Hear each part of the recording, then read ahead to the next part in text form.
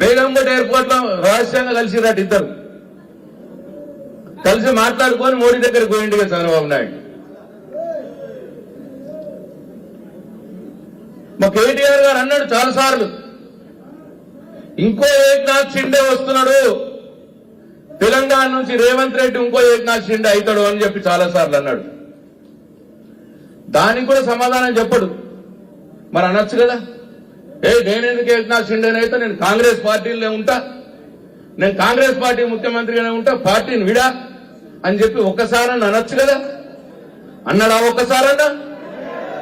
కేటీఆర్ గారు అన్నదానికి సమాధానం చెప్పిండా? అంటే అర్థం ఏందన్నట్టు, నువ్వు బడే బాయ్ దగ్గరకు పోయి ఏక్నాథ్ షిండే దగ్గర అయితే అన్నట్టే కదా లెక్క.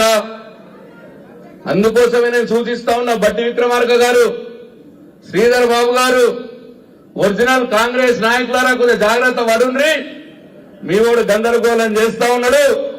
వాళ్ళ గురువుని చంద్రబాబు నాయుడు పంపించిండు ఢిల్లీకి, మాటలు నడుస్తున్నాయి, అధోగతి అవుతుంది. అందుకోసమే నాకు డౌట్ అన్న, నేను ఈ సంసారం ఎక్కువ రోజులు నడదేను అన్నది అందుకోసమే. కాబట్టి మనం ఎవరం కూడా అంత అధైర్యపడాల్సిన అవసరం లేదు. మనమే వంటలేమని 5 ఏళ్ళు నడిపించుకోమని అంటున్నాం, కానీ వాళ్ళకే నడుస్తలేదు కథ. కాబట్టి మనం ఎట్టి పరిస్థితుల్లో, ఇంతమంది కుటుంబం ఉన్నాం, మనం తక్కువ లేవు. సరే చిన్న చిన్న మనస్పర్ధలు ఉంటాయి, అది మన ఇంటి ముచ్చట, మన కుటుంబం ముచ్చట. కానీ శత్రువు వచ్చినప్పుడు మాత్రం మనందరం కూడా ఒకటిగా కొట్లాడాలి. మొన్న 6,000 ఓట్లతోటి మనకు పరాజయం వచ్చింది కామారెడ్డిలో. రాబోయే పార్లమెంట్ ఎన్నికల్లో కామారెడ్డి నియోజకవర్గం నుంచి మీ అందరు ఒక్కొక్క కేసీఆర్ సైనికుల్లా మారి 60,000 మెజారిటీ టీఆర్ఎస్ పార్టీకి తీసుకువచ్చి ప్రతీకారం తీర్చుకోవాలని చెప్పి మీ అందరికి నేను మనవి చేస్తా ఉన్నా. సాధ్యమైతుంది, అందరికి తెలుస్తున్నది. ఇప్పుడు మోసపోయినాంరా అన్న విషయం ప్రతి ఒక్క రైతుకు తెలుస్తున్నది. అయ్యే నా ఇంట్లో మన్నువాడే 4,000 అంటే మోసపోతేమిరా అని పాపం ముసలోళ్ళు కూడా అంటున్నారు.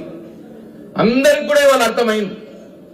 మనం ఇంటింటికి ఈ విషయాలు చెప్పుకుంటా మనం ప్రచారం చేస్తే 6,000 ఓట్లతోటి పరాజయం పొందిన ఈ కామారెడ్డిలో 60,000 ఓట్ల మెజార్టీ రావడం ఖాయం ఖాయం ఖాయం అని చెప్పి మనం చేస్తా ఉన్నా.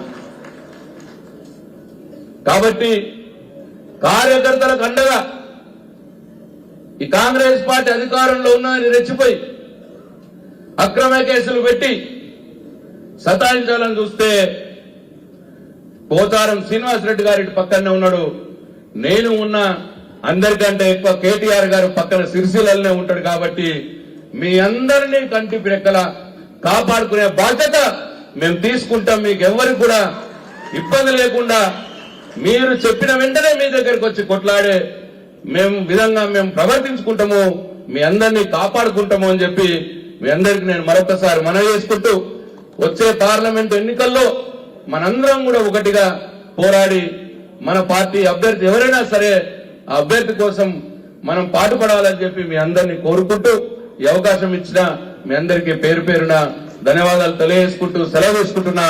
జై తెలంగాణ, జై కేసీఆర్. ధన్యవాదాలన్నా. మీరు